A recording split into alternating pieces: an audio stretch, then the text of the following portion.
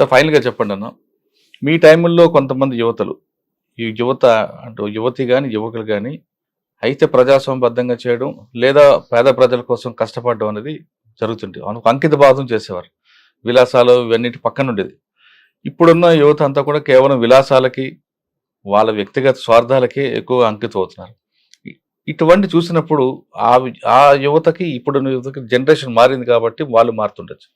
ఇప్పుడు ఇటువంటి పరిస్థితులు చూసిన తర్వాత మీరు వాళ్ళకిచ్చే మెసేజ్ ఏంటి? ఇప్పుడు డ్రగ్స్‌కి దానికి అలవాటు పడుతున్నారు. మీ టైముల్లో తీసుకుంటే చేస్తే ప్రజలకైనా చేయాలి, లేదా ప్రభుత్వంగానే చేయాలి. ప్రభుత్వం. స్వార్థం అనేది తక్కువ ఉండేది. ఇప్పుడు స్వార్థం అయిపోయింది, విలాసాలు అయిపోయాయి. ఇప్పుడు చూస్తున్న జనరేషన్‌కి మీరిచ్చే మెసేజ్ ఏంటి?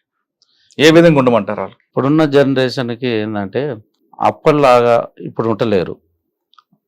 ఇప్పుడున్న జనరేషన్ కూడా దాన్ని పాటించుకుంటా ఈ డ్రగ్స్‌కు దేనికి అలవాటు పడకూడదు. తనంతట తాను ఇప్పుడు ఏ ప్రైవేట్ జాబో, ఇంకే జాబో చేసుకొని కూడా ఉంటే బాగుంటది. ఇప్పుడు అట్లా కాకుండా మేము ఎక్కడికో పోతున్నాము, ఏడనో చదువుకుంటున్నాం అనేది వేరే విలాసాలకు అలవాడి, వాళ్ళ తల్లిదండ్రులకు శోభించి, వాళ్ళకి ఇటు వాళ్ళ లైఫ్ ఖరాబ్ చేసుకోవడం అది కరెక్ట్ కాదు. మీరు చెప్పింది మంచిదే. ఆ విధంగా ప్రవర్తిస్తున్న యువతకి వాళ్ళ తల్లిదండ్రులు ఏం చేయాలి? తల్లిదండ్రులు అంటే చెప్తురు. తల్లిదండ్రుల పాత్ర ఉందంటారా? లేదంటారా? తల్లిదండ్రులు చెప్తురు. తల్లిదండ్రులు దోలిచ్చేది ఏమిటికి, నా కొడుకు బాగుపడాలి, ఇంకేదో జాబ్ చేయాలి, అప్పు తెచ్చైనా ఇచ్చి చదివిపిస్తుర్రు. వీళ్ళు అట్లా చేస్తలేరు కదా. వాళ్ళు తెల్లారు చేస్తే కూడా నా కొడుకు బాగుండాలి, మంచిగా ఉన్నావా అనేది అడుగుతుర్రు. అంతేగాని వీళ్ళు ఏం చేస్తున్నారు అనేది అడుగుతుర్రు మధ్యన.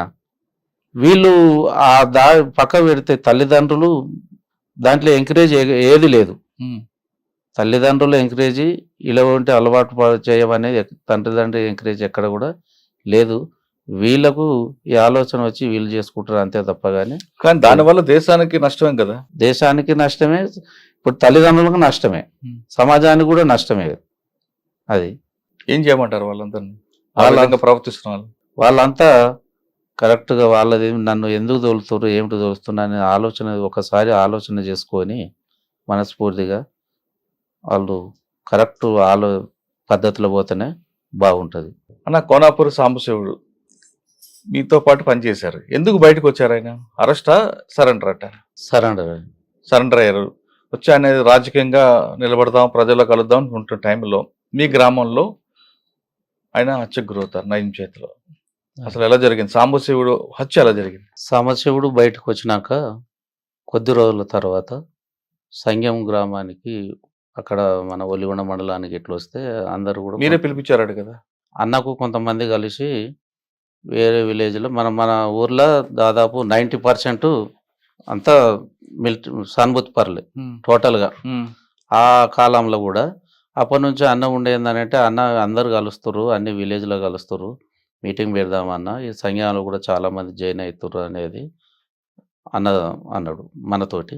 అంటే సరే అన్న మీరు నిర్ణయించుకోరి, మరి మీరు ఏమంటారు అని అంటే, లేదన్నా ఒకనాడు సభ పెడదాము అనేది. అంటే డేటును అన్న కూడా ఫిక్స్ చేసి 2011 26 తారీఖు బహుశ అది నెల ఉంది.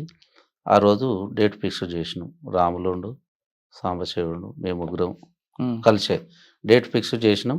ఆ డేట్ నాడు కార్యక్రమం చేసినాం. సాయంత్రం 4 గంటలకు కార్యక్రమం చేసినాం. కార్యక్రమం చేసిన అన్న వచ్చేసిండు, స్టేజ్ మీద వచ్చి చాలా నాయకులు కూడా వచ్చేసారు, మాట్లాడారు.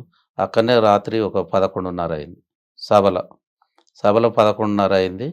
సభ అయిపోయినాక అన్న భోజనానికి మన ఇంటి దగ్గరనే భోజనం ఏర్పాటు చేసినాం. ఏపూరు శోభన్న కళా బృందం ఉంది, డాక్టర్ చెరుకు సుధాకర్ అన్న ఉండు. ఇది కార్యక్రమం అయిపోయినాక అన్న భోజనానికి రారంటే, మా పిల్లలు అప్పుడు చిన్న పిల్లలు కదా చూసినాం, వాళ్ళందరిని పిలిపించుకుని, ఈమె కూడా మా మిస్సెస్ని పిలుచుకొని, అక్క సత్తక్క బాగురా అనేది మాట్లాడి, అన్న రండి అన్న ఇంటికి పోదామంటే, లేట్ అయింది అక్క, ఇప్పుడు ఒలిగొండలో భోజనం చేసిరట, మళ్ళీ ఒకసారి వద్దామని మాతోటి ఒక 10 నిమిషాలు అక్కడ మాట్లాడిండు. మాట్లాడి అన్న మళ్ళీ కలుసుదాం అనేది వెళ్ళిండు అతను. ఆయన వెళ్ళిన కొద్దిగా కాబట్టి ఆయన పోయినాక మళ్ళీ మేము కళాకాల బృందం, ఏపూరు సోమన్న బృందం, డాక్టర్ చెరుకు సుధాకర్ అన్న వచ్చి మనం ఇంటి దగ్గర అన్నం తింటున్నాం. అన్నం తింటున్న ఒక 10 నిమిషాలల్లా, అన్న సాంబశివుని మర్డర్ జరిగిందట ఇక్కడ గోకారం ఎక్స్ రోడ్ కాడ అన్న అనగానే మేము అంతా చేయి కడుక్కొని చెరుకు సుధాకర్ అన్న కారు వేసుకొని వెళ్ళిపోయినాం. అక్కడికి పోయే వరకల్లా మొత్తం గ్లాసులు వలిగి ఉన్నాయి. అక్కడ ఎవరు లేరు. మేము పోతేనే చెరుకు సుధాకర్ అన్న తిరుపతి అన్నకు ఫోన్ చేసిండు.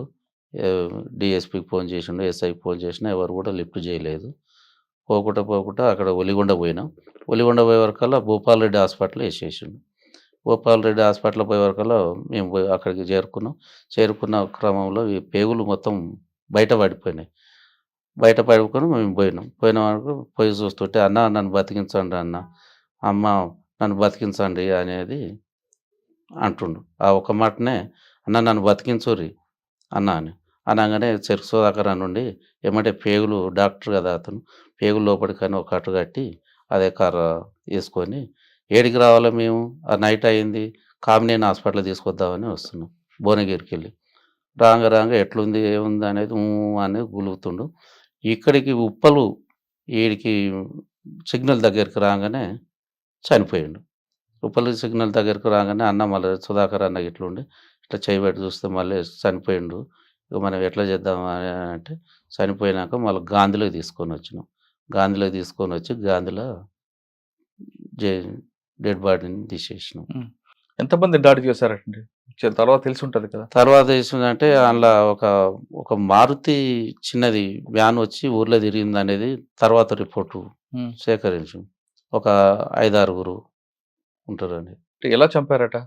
ఆయన స్కార్పియోగా వాడతారు కదా ఆయన? ఎవరు? సాంబశివుడు అన్న స్కార్పియో వాడారు కానీ ఇది మనోళ్ళు అని అన్న ఆపురా అని అనే వరకల్లా మన కార్యకర్తలు అన్న ఒక ఆలోచనతోటి ఆపిండు. దాంట్లో సడన్ ఆపంగానే ఎమ్మటే కత్తులు గిట్ట తీసి వేసేస్తాడు. అట్లా అయినా సీటు కిందకి పోయి 5 వరకల్లా సీటు కింద అయినా దేవులాడి వేసి చనిపోయిండు అనుకొని వాళ్ళు వెళ్ళిపోయారు. ఎవరు చేసిండ్రు? నయం మనుషులు. నయం మనుషులు. దీని తర్వాత మీకు ఫోన్ చేశాడు నయం చంపింది నేనే అని?